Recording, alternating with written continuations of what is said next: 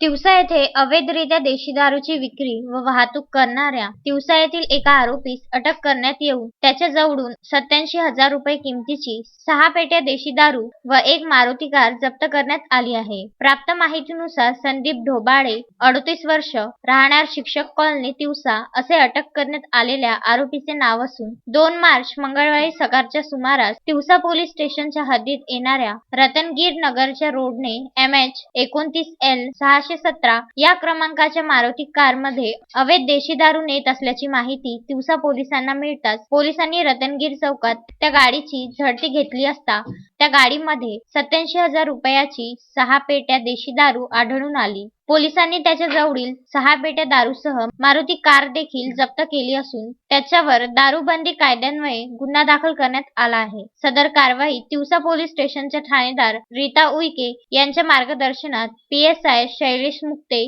Police constable Minesh Khandekar, Bhushan व मिश्रा यांनी केली. रामचंद्र मुंदाने, विदर्भ न्यूज, तिवसा.